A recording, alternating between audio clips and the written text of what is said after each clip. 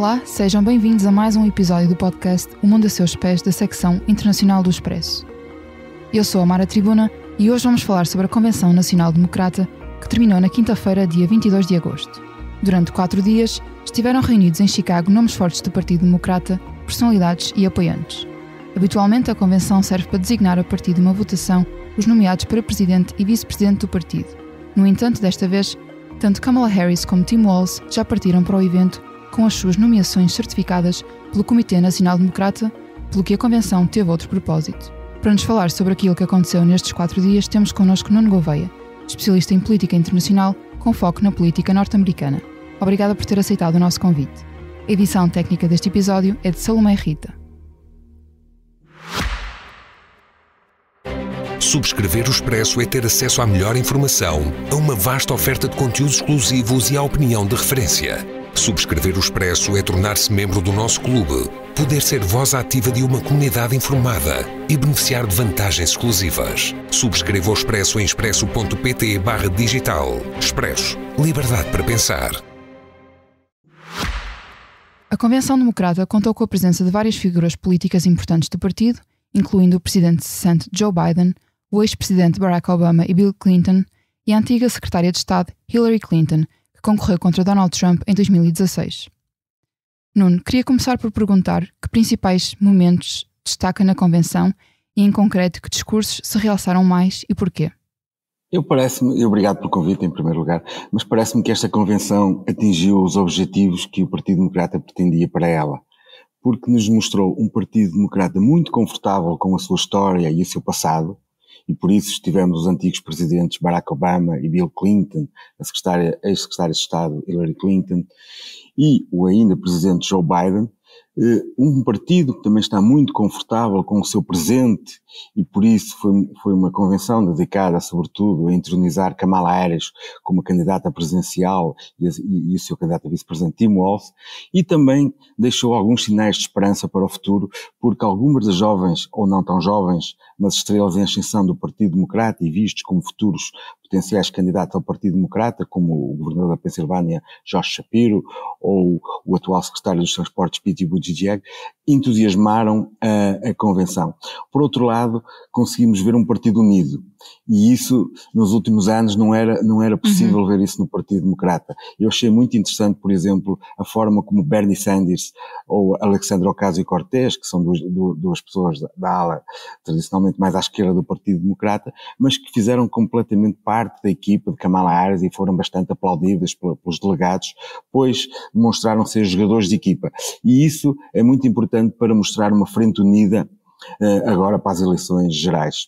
Por outro lado, houve um grande esforço, e aqui destacava algumas personalidades que desfilaram na Convenção Democrata, que ajudaram a fazer esta Convenção também um apelo àqueles eleitores moderados, até àqueles eleitores com tendências mais próximas dos conservadores, pois há uma abertura num importante segmento do eleitorado de pessoas que tradicionalmente não votam no Partido Democrata, mas como não gostam de Donald Trump estão abertas a votar no Partido Democrata. E ainda na última noite, pouco antes de Kamala Harris discursar, um dos discursos mais fortes da última noite foi do ex-congressista republicano do Illinois, Adam Kinzinger, que transformou-se, digamos assim, no líder dos republicanos para Kamala Harris, e foi interessante ver republicanos e antigos republicanos, inclusive também alguns membros da administração Trump, a apelar claramente ao voto em Kamala Harris. Por outro lado, é inegável que a participação do Oprah Winfrey nesta convenção foi importante, porque sabemos que ela tem um apelo muito especial a um segmento importante do eleitorado, que são as mulheres, e que pareceu-me que o discurso dela foi bastante eficaz neste apelo a este segmento do eleitorado. Sim, a propósito disso eu também queria perguntar, que no terceiro dia da convenção, na terceira noite aliás, uma das maiores surpresas foi precisamente Oprah Winfrey. A influente apresentadora de televisão não constava na lista de oradores, mas discursou antes do candidato a vice-presidente Tim Walz. Considera que Oprah roubou, entre aspas, os holofotes ao maior momento da carreira política de Walz, ou pelo contrário, aqueceu o palco e despertou a atenção do público para o discurso do vice?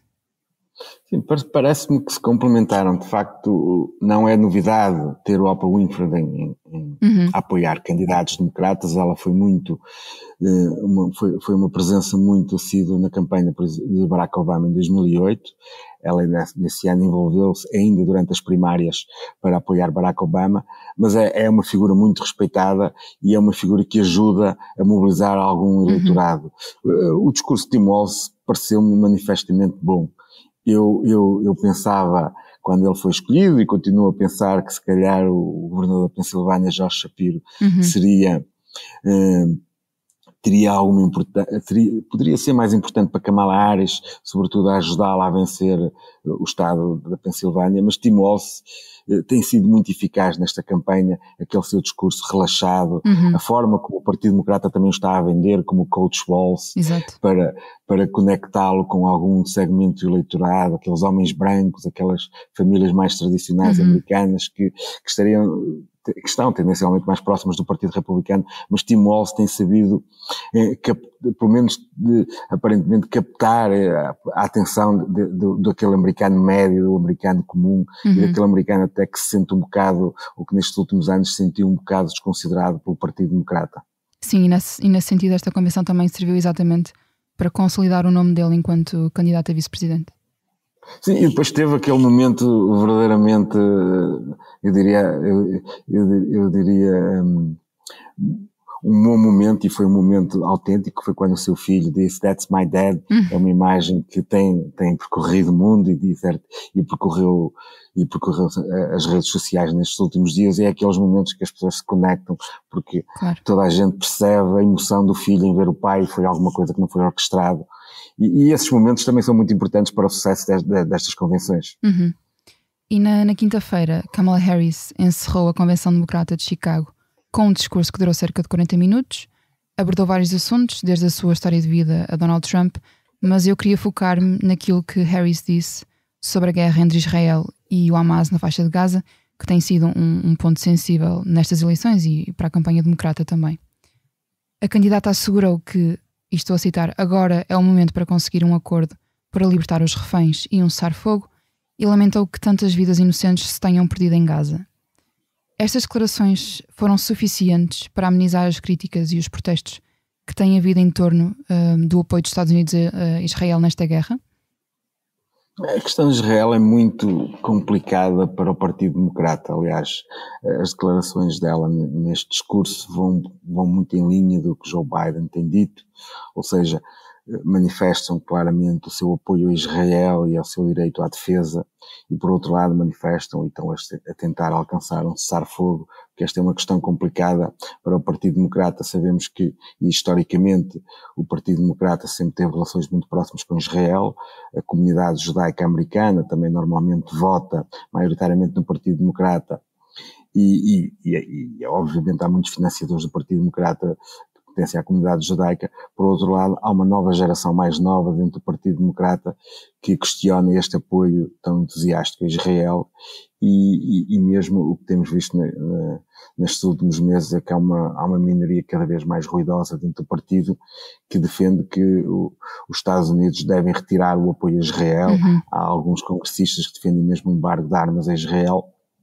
E Kamala Harris, seguindo a tradição de Joe Biden, tem tentado navegar acima destas confusões, manifestando o apoio a Israel, mas também defendendo a solução de dois Estados. E Kamala Harris ontem disse que apoiava a criação de um Estado da Palestina, que não é uma novidade no Partido Democrata, isso já acontece desde Bill Clinton. Obviamente, ela, ao dizer que estará sempre ao lado de Israel, não sossegou esta minoria do partido mais nova que questiona este apoio. Sim, exato. Ela disse que vai sempre defender o direito de Israel de defender a si própria, e que vai garantir que tem a capacidade de o fazer, porque o povo de Israel nunca mais deverá ter de enfrentar o horror que uma organização terrorista chamada Hamas causou a 7 de outubro. Ou seja, não se distanciou do tal apoio que os Estados Unidos têm dado incondicionalmente a Israel, e portanto neste sentido se calhar não foi suficiente para, lá está, para calar as críticas que têm havido. Parece-me que que os estrategas do Partido Democrata fazem claramente cálculos também eleitorais sobre o que é que significaria cortar com o apoio a Israel. Claro. E claramente nos Estados Unidos há um sentimento maioritário de apoio a Israel, mesmo dentro do Partido Democrata, mesmo no Congresso nós vemos que existe uma minoria que está a crescer, é verdade, que questiona este apoio, mas o Partido Democrata, em termos maioritários, é apoiante de Israel e do Estado de Israel, portanto, seria muito mais problemático para Kamala Harris cortar com esse apoio, falando em termos eleitorais e falando em termos estratégicos. Sim, sim. Portanto, além destes pontos altos que falamos e que protagonizaram momentos de espetáculo, diria que foi dada a devida importância aos temas centrais da campanha democrata e ao programa político de Harris e de Walz? Este tipo de campanha de convenções nunca são muito programáticas, portanto não é comum ver os discursos e os candidatos a fazerem uma espécie de apresentação do programa eleitoral ou de discutir muito ideias em concreto. O que nós vimos esta semana na Convenção Democrata foi sobretudo uma visão que o Partido Democrata tem para o país, uma visão otimista, uma visão do excepcionalismo americano, e isso foi muito evidente ao longo dos discursos que fomos vendo, mas também uma visão de contraste com o Partido Republicano. Houve claramente o objetivo, e isso notou-se bastante também no discurso de Kamala Harris, em fazer destas eleições uma espécie de referendo a Donald Trump e à sua visão. E isso porque o Partido Democrata acredita que pode convencer muito daqueles que não gostam de Donald Trump em votar nela, mesmo não gostando, se calhar, das políticas que o Partido Democrata defende, ou não se considerando muito próximos do Partido Democrata, mas que, pela sua personalidade e pela sua taxa enorme de rejeição de Donald Trump, que, no fundo, que considerem o Partido Democrata como um mal menor. E esse esforço foi muito evidente durante esta convenção.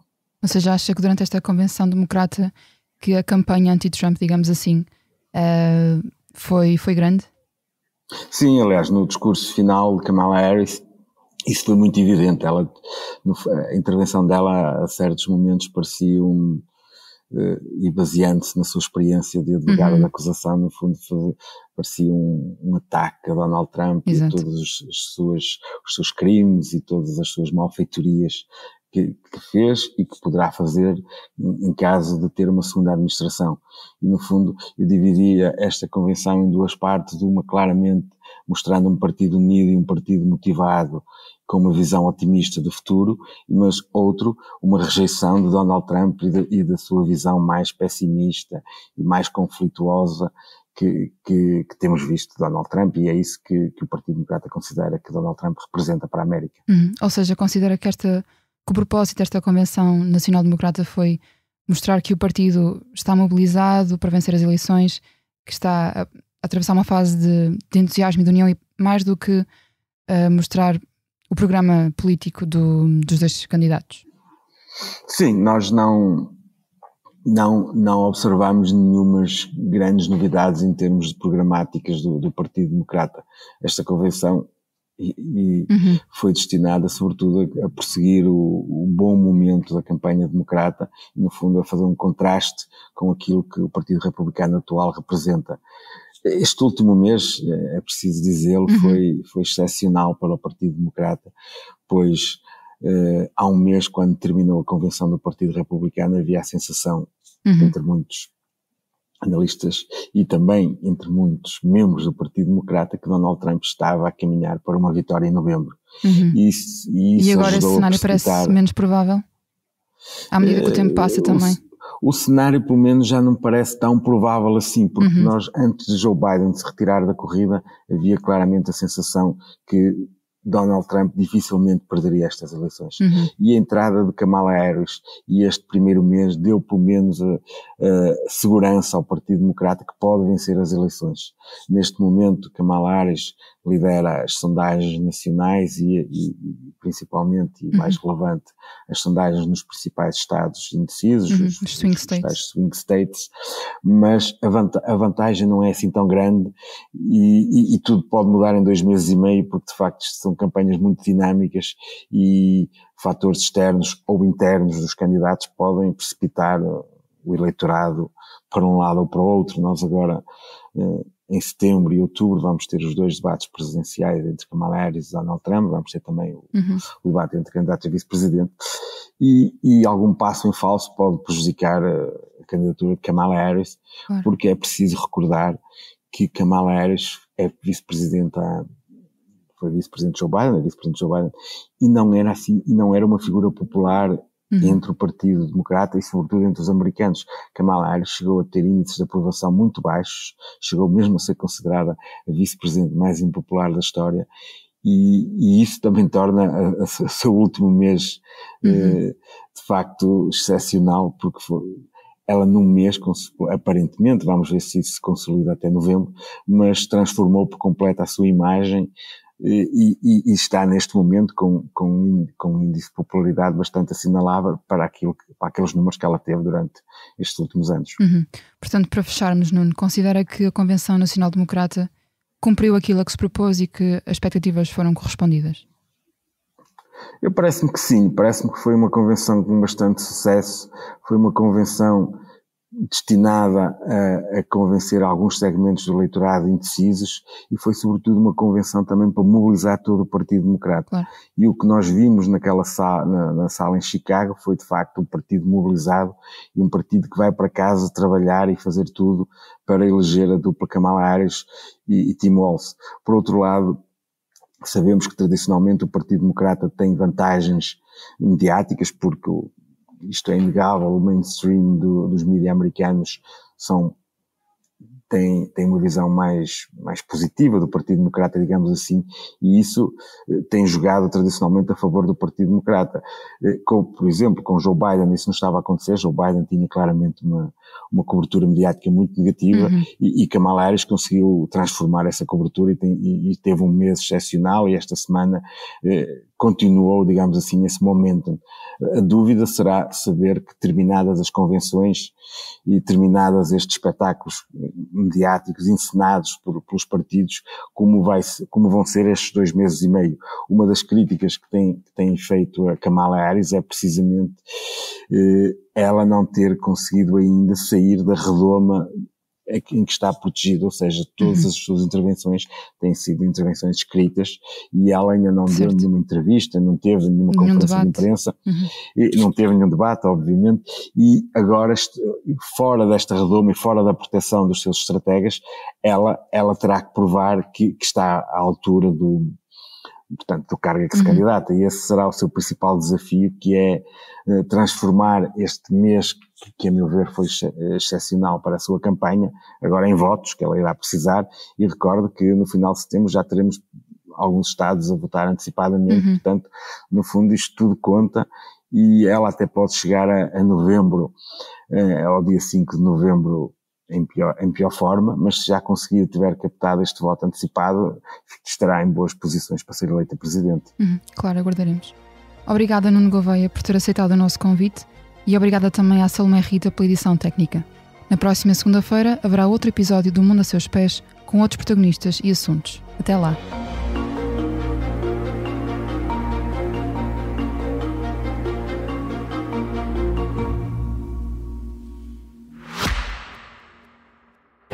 Subscrever o Expresso é ter acesso à melhor informação, a uma vasta oferta de conteúdos exclusivos e à opinião de referência.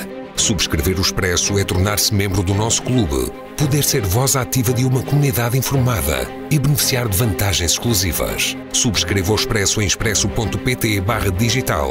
Expresso. Liberdade para pensar.